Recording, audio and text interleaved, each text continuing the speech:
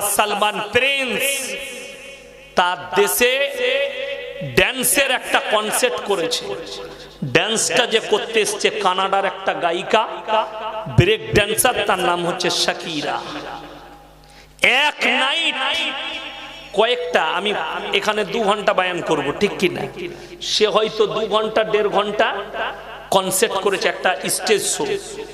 ভারতের মুদ্রায় 25 থেকে 30 কোটি টাকা নিয়েছে ওই স্টেজ শোয়ে। কে দিয়েছে পয়সা? সালমান প্রিন্স।